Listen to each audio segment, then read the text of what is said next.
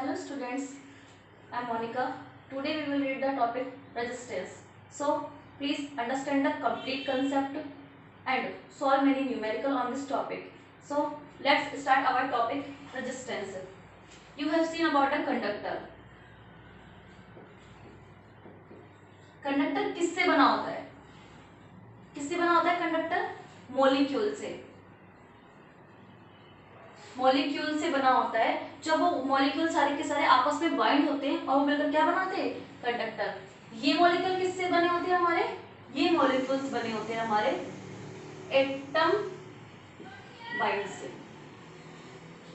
जब सारे एटम एक दूसरे से कनेक्ट होकर मिल जाते हैं तो उससे हमारा क्या बनता है? एक मॉलिक्यूल बनता है और उस मॉलिक्यूल से हमारे क्या बनते हैं? Conductor. Means conductor contain molecules. These molecules also contain the atom binding of the atoms. और इन एटम्स के अंदर हमारा क्या होता है? इलेक्ट्रॉन्स होते हैं. इन एटम्स के अंदर हमारे क्या पाए जाते हैं? इलेक्ट्रॉन पाए जाते हैं. इन एटम्स के अंदर हमारे क्या पाए जाते हैं? इलेक्ट्रॉन पाए जाते हैं. और ये इलेक्ट्रॉन कैसे होते हैं? एक दूसरे से बाइंड रहते हैं. अब बाइंड कैसे रहेंगे इसके लिए एक डायग्राम से समझेंगे. फिलहाल इस तरीके से ये हमारा एक न्यूक्लियस होता है और इस न्यूक्लियस के आसपास हमारे क्या बनी होती है? आउटर शेल्स बनी होती है. ये हमारे न्यूक्लियस के आसपास क्या बनी होती है? आउटर शेल्स बनी होती है. अब जो इलेक्ट्रॉन हमारे यहाँ होते हैं वो जस्ट किसके पास में होते हैं? न्यूक्लियस के पास. कुछ इलेक्ट्रॉन यहाँ होते हैं, कुछ इलेक्ट्रॉन यहाँ होते हैं. इस तरीके से हमारी शेल्स बनी होती है और कुछ इलेक्ट्रॉन्स हमारे यहाँ होते हैं. लेकिन ये बंधे क्यों होते हैं? क्योंकि इलेक्ट्रॉन के ऊपर कौन सा चार्ज होता है? Negative charge. And this nucleus has the positive charge. तो ये क्या करते हैं कि ये जो नेगेटिव चार्ज होता है, पॉजिटिव चार्ज एक दूसरे को क्या करते हैं? हमेशा अट्रैक्ट. सेम चार्ज हमेशा क्या करते हैं? रिपेल करते हैं. और डिफरेंट चार्जेस हमेशा क्या करते हैं? दूसरे को अट्रैक्ट. तो यहाँ ये इलेक्ट्रॉन इस प्लस की ओर क्या होंगे? अट्रैक्ट होंगे. अट्रैक्ट होने की वजह से क्या होगा? बंधा हुआ होगा.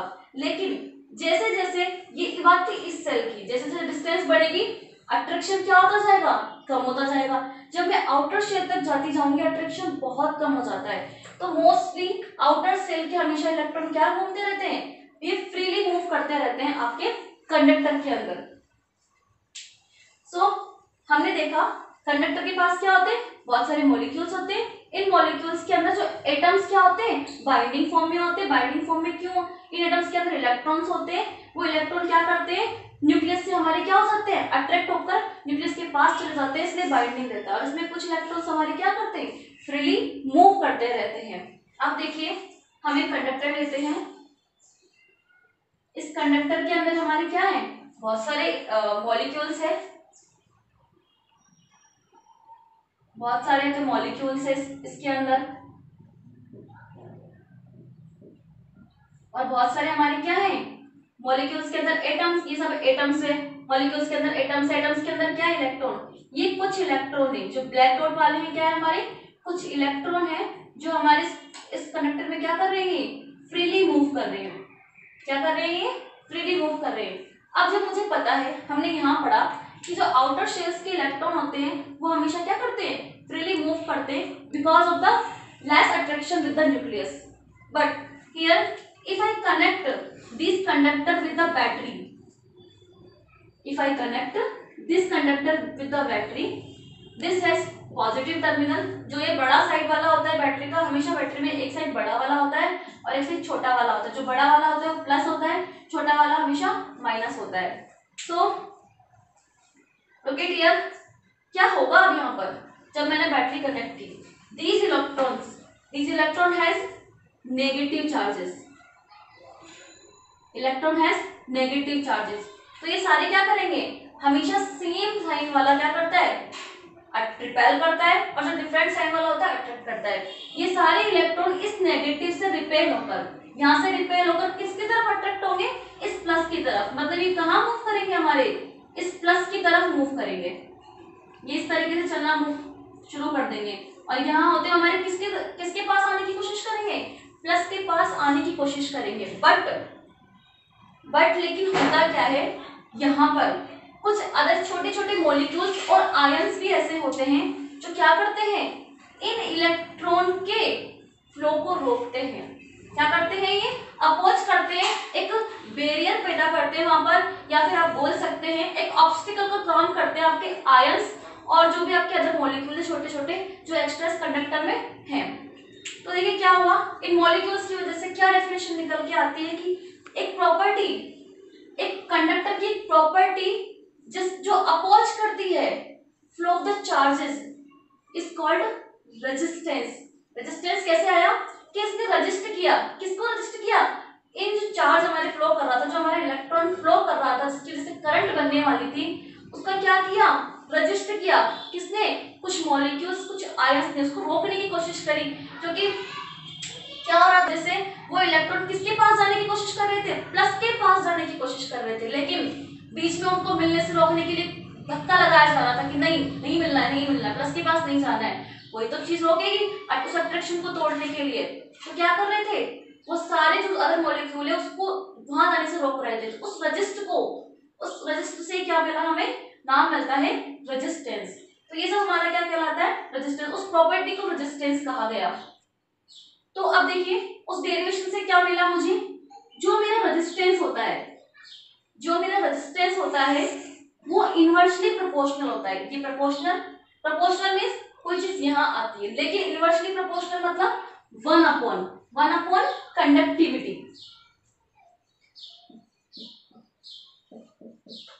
What is the meaning of here, resistance is inversely proportional of the conductivity. इस चीज का मीनिंग क्या होता है, if I increase the resistance, मैं कह रही हूँ रेजिस्टेंस बढ़ रहा है, रेजिस्टेंस बढ़ रहा है मतलब जो चार्ज फ्लो, रेजिस्टेंस बढ़ना मतलब रेजिस्टेंस किसको बोला था, जो रोक रहे थे उस फोर्स को मैंने रेजिस्टेंस कहा था। अब अगर उस रोकने वाला फोर्स ज्यादा हो गया इन इलेक्ट्रॉन के आने पर, वो बहुत तेजी से रोकेगा, मतलब उस अट्रैक्शन को तोड़ने की कोशिश करके वो जो इलेक्ट्रॉन भागने की कोशिश कर रहे हैं वो तो अट्रैक्शन की वजह से, लेकिन मेरा रेजिस्टेंस क्या कर रहा है, उसको रोकने की कोशिश कर रहा है, उस चार्ज को रोकने की कोशिश कर रहा है। तो अगर ये चार्ज को रोकने का फोर्स बढ़ गया तो मेरी कंडक्टिविटी क्या हो जाएगी, घट जाएगी, क्योंकि अगर मेरे सारे इलेक्ट्रॉन इसके तरफ अट्रैक्ट हो जाते हैं तो मेरी कंडक्टिविटी क्या होती है, इंक्रीज होती है। किस कारण की वजह से, जैसे ही सारे इलेक्ट्रॉन यहाँ आ जाते तो मेरी एक अट्रैक्शन बनता और अट्रैक्शन से क्या होता, कंडक्टिविटी आपकी बढ़ती जाती है। अब if we decrease the resistance, अगर जो मेरा अपोज जो कर रहा था अगर वो फोर्स कम हो जाए तो मेरी कंडक्टिविटी क्या हो जाएगी, बढ़ जाएगी। क्यों बढ़ जाएगी कंडक्टिविटी, क्योंकि ये इलेक्ट्रॉन के फ्लो को नहीं रोकेगा, कम रोकेगा, तो इलेक्ट्रॉन हमारे अच्छे फ्लो करते रहेंगे तो हमारी कंडक्टिविटी क्या होती जाएगी, इंक्रीज होती जाएगी। इसका मतलब अगर हम रेजिस्टेंस को इंक्रीज कर रहे हैं तो हमारी कंडक्टिविटी डिक्रीज करेगी। If the resistance will be decrease then conductivity will increase. So this topic is clear. Now we will read the factors of the resistance. Means ऐसी कौन कौन सी चीज है जिससे हम रेजिस्टेंस चेंज कर करके देखेंगे कि रेजिस्टेंस कब बढ़ रहा है कब नहीं बढ़ रहा, कौन कौन से फैक्टर है जो रेजिस्टेंस के लिए अफेक्टेबल है वो हम देखने वाले हैं। तो यहाँ पर हम 2 फैक्टर्स देखने वाले हैं। फर्स्ट देखेंगे हम length, you can say effect of the length.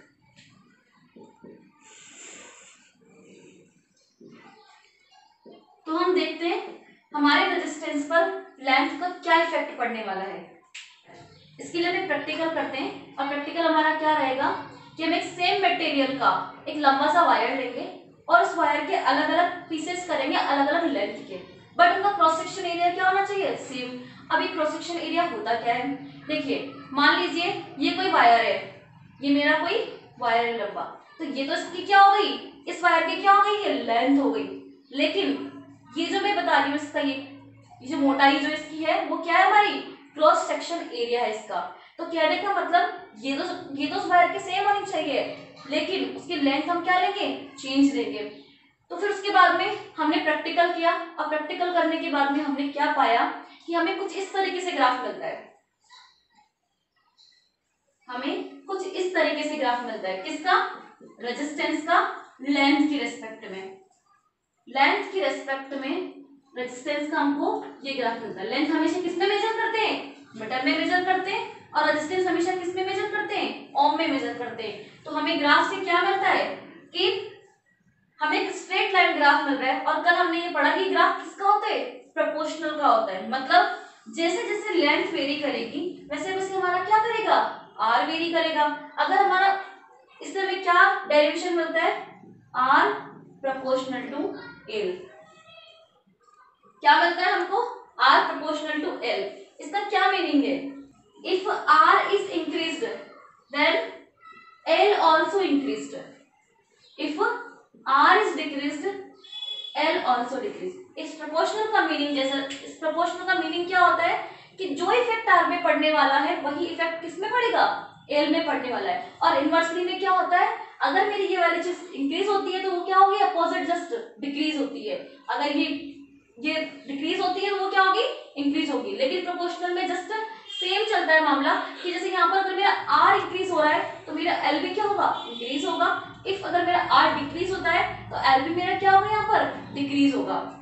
तो इस तरीके से मुझे क्या मिलता है, इफेक्ट मिलता है लेंथ पर, कि हम अलग अलग लेंथ के पीसेस ले रहे हैं, उनके क्रॉस सेक्शनल एरिया अगर सेम है तो हमारा क्या होता है, रेजिस्टेंस भी इंक्रीज होगा। अगर लेंथ डिक्रीज हो रही है तो रेजिस्टेंस भी हमारा क्या होगा, डिक्रीज होगा। First factor is completed. Now second factor, effect of cross section area. Cross section area. अब हम देखेंगे कि क्रॉस सेक्शन एरिया का क्या इफेक्ट पड़ता है। क्रॉस सेक्शन एरिया को हम ए से रिप्रेजेंट करते हैं, कैपिटल ए से रिप्रेजेंट करते हैं।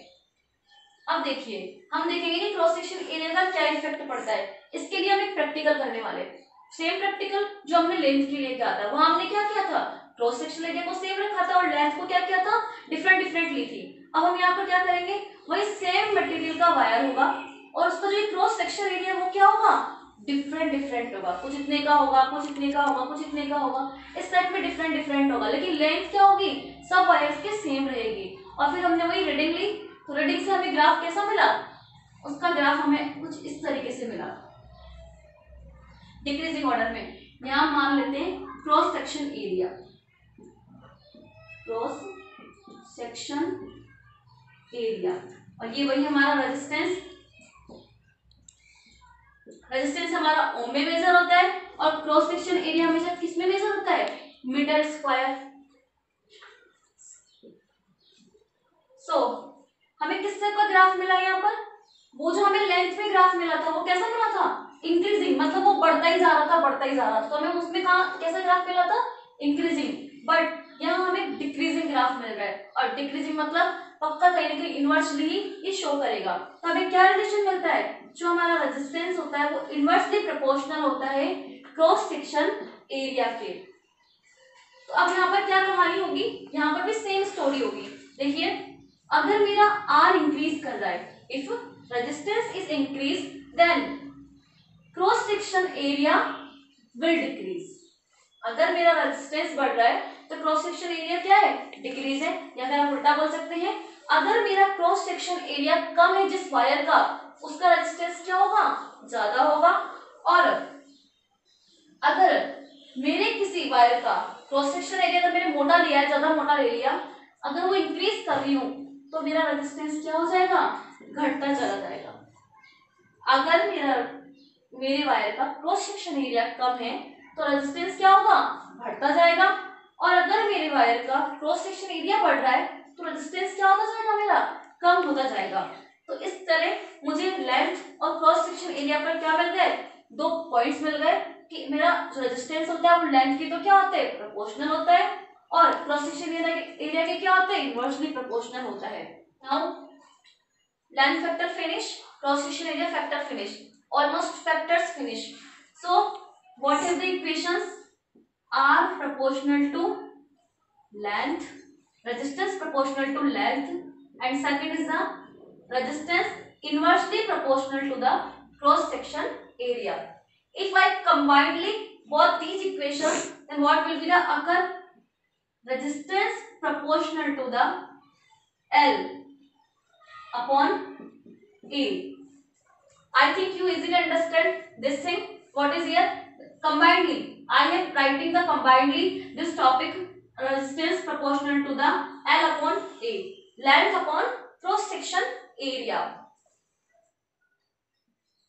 इसे बॉक्स में बंद कर दीजिए।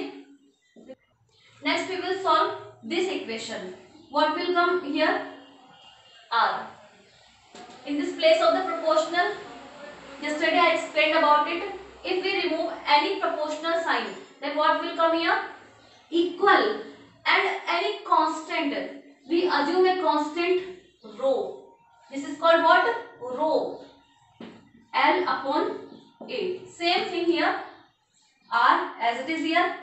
In place of proportional sign, equal, and rho is a constant, and L upon A. So this is the occur equation 1. This rho is what? Yesterday we have occurred resistance R. R is a constant. Same here, rho is also a constant. And what is the rho? Rho is resistivity. Rho is resistivity. क्या होती है हमारी? ये हमारी resistivity होती है. अगर मैं इस रेजिस्टिविटी को फाइंड आउट करना चाहूँ तो देखिए, मैं क्रॉस मल्टीप्लाई कर लेती हूँ, तो ये मेरा ए तो ऊपर से आ जाएगा यहाँ पर, और मेरा ये जो एल है वो कहाँ जाएगा? नीचे आ जाएगा. रो इज इक्वल टू, इस आर के पास तो क्या आ गया? हमारा ए आ गया, तो आर मल्टीप्लाई ए, और नीचे क्या आ जाएगा? मेरा एल आ जाएगा. तो मुझे रो क्या मिलता है? R multiply A upon L. ये मुझे क्या मिल जाती है? हमारी रेजिस्टेंस, रेजिस्टिविटी. इसको भी बॉक्स में बंद कर लीजिए. अब अगर मैं रेजिस्टिविटी की यूनिट फाइंड आउट करना चाहूँ तो मुझे इसकी यूनिट क्या मिलने वाली है?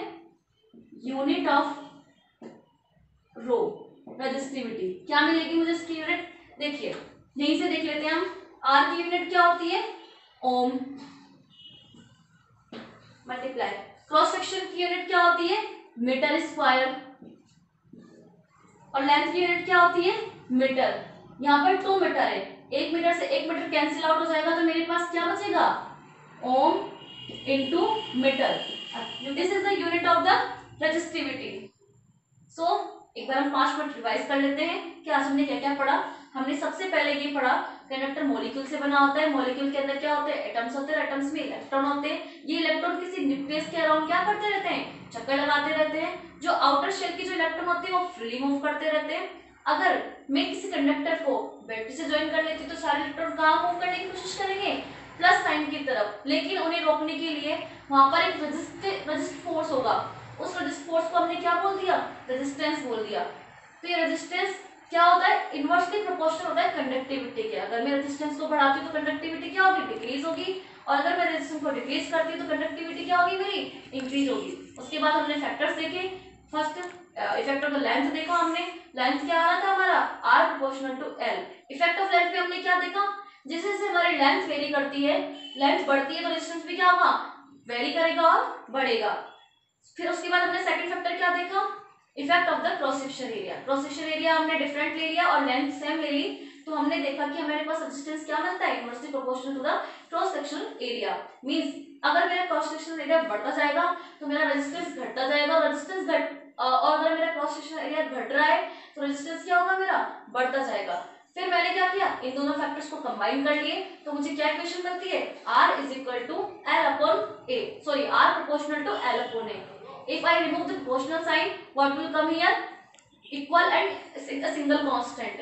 And what is the constant? Rho. तो मुझे क्या मिलता है? R is equal to rho L upon A. ये rho मेरी क्या है? रेजिस्टिविटी. मैंने क्या किया? rho फाइंड आउट किया, और फिर इसके बाद हमने क्या किया? rho की यूनिट फाइंड आउट कर ली. रेजिस्टिविटी का फॉर्मूला हमें क्या मिला था? R into A upon L. Resistivity की यूनिट क्या होती है? ओम. क्रॉस सेक्शन एरिया की unit meter square. Upon length की यूनिट क्या होती है? मीटर. 1 मीटर से मैंने जो मेरे स्क्वायर था उसको कैंसिल आउट कर दिया, तो मेरा क्या बचता है ऊपर? Ohm into meter. इस तरीके से हमें क्या मिल गई? रेजिस्टिविटी की यूनिट मिल चुकी है. इस तरीके से हमने रेजिस्टेंस एंड रेजिस्टिविटी देख लिया.